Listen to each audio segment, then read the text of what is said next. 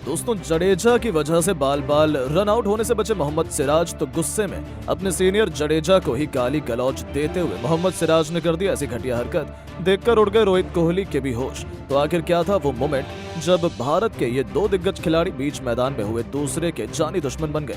क्यों अपना गुस्सा काबू में नहीं रख पाए सिराज? दिखाएंगे उन दोनों के बीच हुए भयंकर विवाद, उस तगड़े ड्रामे का पूरा वीडियो। लेकिन उससे पहले आपको क्या लगता है कि टीम इंडिया क्या अभी भी ये तीसरा टेस्ट मैच जीत पाएगी? अपनी कीमती राय नीचे कमेंट करके जरूर बताइएगा। दोस्तों, तीसरे टेस्ट मैच में ब्रिस्बेन के मैदान पर ऑस्ट्रेलिया ने टीम इंडिया का बैंड बाजा कर रखा हुआ है, लेकिन इसी दरमियान चौथे दिन हमें गजब का मोमेंट देखने को मिलता है और कुछ ऐसा हो जाता है जिसकी उम्मीद तो शायद किसी ने भी नहीं की थी। जी हाँ दोस्तों, दरअसल टीम इंडिया के एक के बाद एक साथ बल्लेबाज ऑस्ट्रेलिया के 445 के स्कोर पर पीछा करते हुए घुटने टेक गए थे। उस समय रविंद्र जडेजा टीम इंडिया के लिए सबसे बड़े हीरो बने। अपने बल्ले से तूफानी 50 जड़े और मोहम्मद सिराज के साथ मिलकर टीम इंडिया को 200 रनों के पार ले गए। लेकिन दोस्तों, इसी दरमियान मोहम्मद सिराज और रविंद्र जडेजा ही एक दूसरे से गाली गलौज करने पर उतारू हो गए। जी हाँ दोस्तों, दरअसल पारी का 62वां ओवर चल रहा था। उसकी दूसरी गेंद पर रविंद्र जडेजा ने तेजी से सिंगल तो चुरा लिया, लेकिन वो जल्दबाजी के चक्कर में 2 रन लेने के लिए दौड़ पड़े। लेकिन सिराज उसके लिए बिल्कुल भी तैयार नहीं थे। पर जब जडेजा अधिक क्रीज तक आ गए तो मजबूरी में सिराज को भी दौड़ना पड़ा। लेकिन दोस्तों, यहीं पर उनसे गलती हो गई, क्योंकि फील्डर ने जबरदस्त थ्रो कर दी थी और किसी तरीके से डाइव मारकर सिराज क्रीज के अंदर पहुंचे। लेकिन फैसला काफी क्लोज था, बेल्स उड़ चुकी थी। ऐसे में फैसला थर्ड एम्पायर के पास गया, तब पता चला कि बल्ला भी सिराज का हवा में उड़ गया था। ऐसा लगा था कि कहीं ये खिलाड़ी आउट ना हो जाए। हालांकि किस्मत ने सिराज का साथ दिया और वो आउट होने से बच गए। लेकिन इसके बाद तो सिराज का गुस्सा देखने लायक था।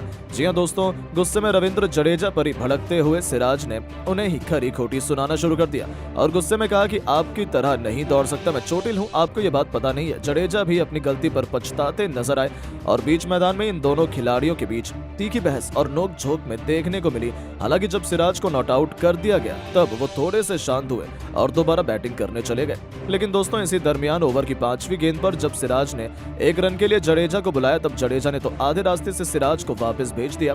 बस यहाँ पर सिराज का पारा 7वें आसमान पर पहुंच गया और एक बार फिर दोनों खिलाड़ी आपस में तकरार करते हुए नजर आए। साफ तौर पर दिखाई दे रहा था कि मोहम्मद सिराज जडेजा की इन हरकतों से बिल्कुल भी खुश नहीं है। उन दोनों के बीच मामला काफी गर्मा गया था। ये नजारा देखकर तो गौतम गंभीर, रोहित शर्मा, विराट कोहली हर कोई हैरान था।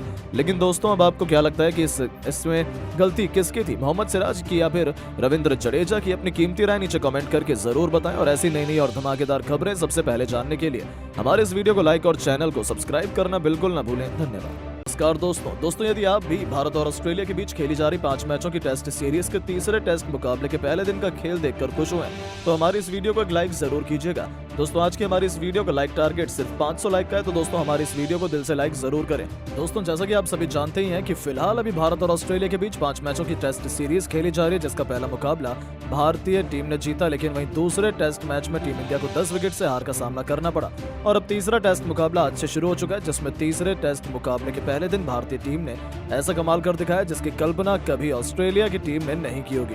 तो दोस्तों, बताने जा रहे हैं आपको भारत और ऑस्ट्रेलिया के बीच खेले जा रहे तीसरे टेस्ट मुकाबले के पहले दिन का पूरा रोमांचक हाईलाइट। उससे पहले यदि आपने अभी तक हमारे चैनल को सब्सक्राइब नहीं किया है तो सब्सक्राइब जरूर करें।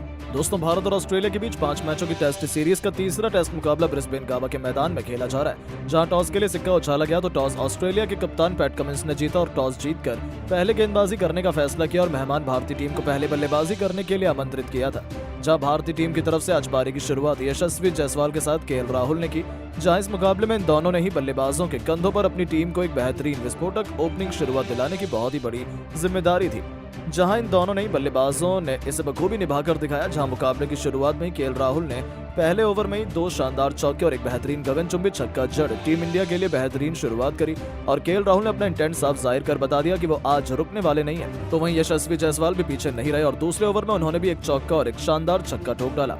भारतीय टीम की ये जोड़ी विस्फोटक अंदाज में बल्लेबाजी कर रही थी। जहां जायसवाल और केएल राहुल की बल्लेबाजी देखकर ऑस्ट्रेलिया के गेंदबाज और कप्तान के पसीने छूटने लगे थे। ऑस्ट्रेलिया के गेंदबाज को कुछ भी समझ में नहीं आ रहा था कि राहुल और जायसवाल को कैसे आउट किया जाए, जहां ये दोनों ही किसी को भी नहीं छोड़ते हुए आसानी से बड़े शॉट खेल रहे थे और ऐसे ही तूफानी बल्लेबाजी करते हुए इन दोनों ने ही बल्लेबाजों ने 7 ओवर में ही अर्धशतकीय साझेदारी करते हुए भारतीय टीम को 50 रनों के आंकड़ा पार करा दिया था।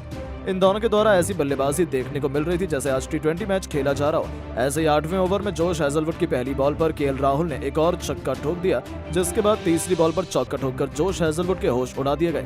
और फिर केएल राहुल यही नहीं रुके, उन्होंने ओवर की आखिरी बॉल पर भी एक बेहतरीन छक्का ठोक ऑस्ट्रेलिया के खेमे में हड़कंप मचा दिया। केएल राहुल की तूफानी विस्फोटक बल्लेबाजी मैदान पर कोहराम मचा रही थी।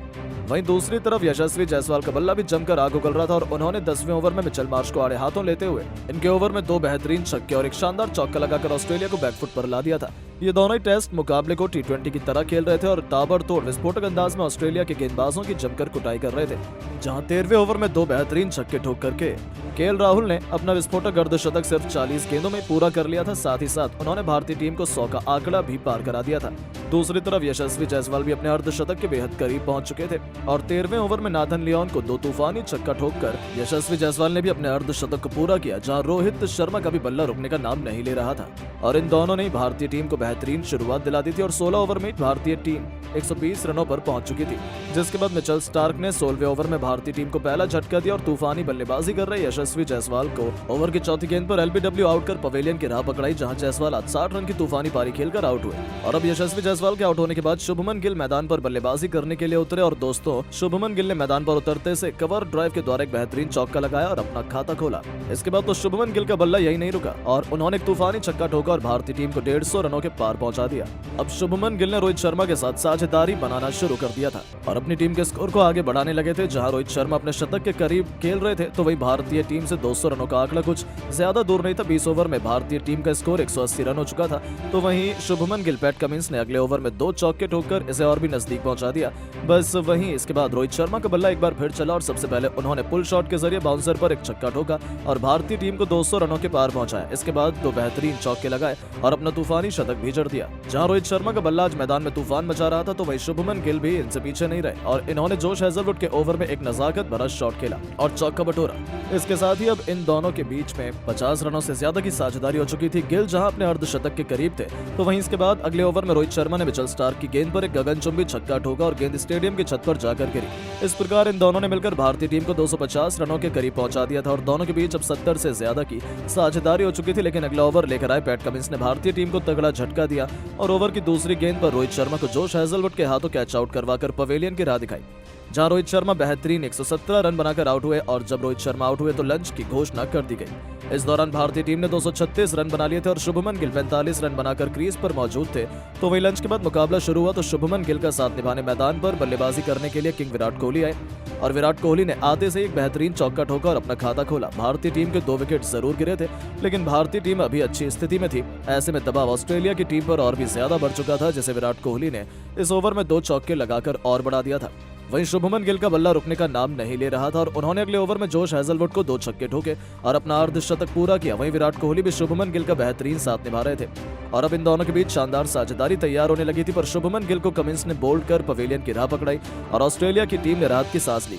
जी हां दोस्तों, भारतीय टीम को अब काफी बड़ा झटका लग चुका था और शुभमन गिल 62 रन बनाकर आउट हो चुके थे, जहां भारतीय टीम का स्कोर 246 रन हो चुका था। अब दोस्तों शुभमन गिल के आउट होने के बाद मैदान पर बल्लेबाजी करने के लिए आए ऋषभ पंत। अब ऑस्ट्रेलिया की टीम ने भारतीय टीम पर दबाव बनाना चाहा, जहां ऑस्ट्रेलिया के गेंदबाज चाहते थे कि जल्द से जल्द विकेट निकाले जाएं। हालांकि ऋषभ पंत आज अलग ही मूड में नजर आ रहे थे और उन्होंने आते से ही ऑस्ट्रेलिया के गेंदबाजों पर कहर ढाना शुरू कर दिया और देखते ही देखते टेस्ट मैच को उन्होंने कब T20 बना दिया पता ही नहीं चला। जहां नाथन लियोन की गेंद को बाउंड्री के पार चौके के लिए भेजकर पंत ने टीम के स्कोर को 250 रनों के पार पहुंचाया तो दूसरी तरफ किंग कोहली का बल्ला रुकने का नाम नहीं ले रहा था।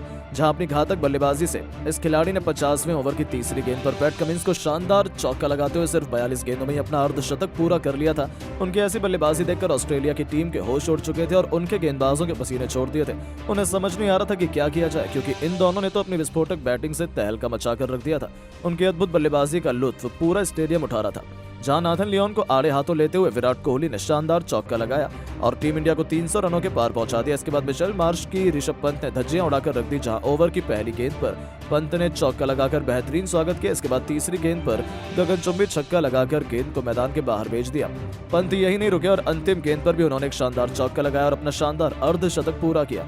इसी के साथ ही इन दोनों के बीच 100 रनों से ज्यादा की साझेदारी भी पूरी हो चुकी थी, जिसके दम पर टीम इंडिया ने अब मुकाबले में जबरदस्त पकड़ बना ली थी।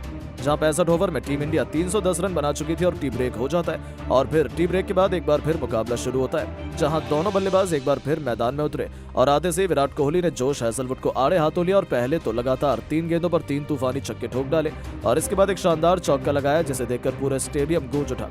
जिसके बाद ऋषभ पंत ने भी अपने हाथ खोले और बड़ा शॉट लगाना शुरू कर दिया, जहां इन दोनों की बल्लेबाजी देखते ही बन रही थी और इसके इन्होंने सबसे पहले भारतीय टीम को ऑस्ट्रेलिया के 328 रनों के पार पहुंचाया और भारतीय टीम ने अब ऑस्ट्रेलिया के ऊपर लीड बनाना शुरू कर दिया था, जिसे देखकर सभी खुश थे। जहां ऑस्ट्रेलिया की टीम विकेट निकालने की हर संभव प्रयास कर रही थी, लेकिन विकेट निकालना इतना आसान नहीं था। जहां इस दौरान विराट कोहली ने एक शानदार चौका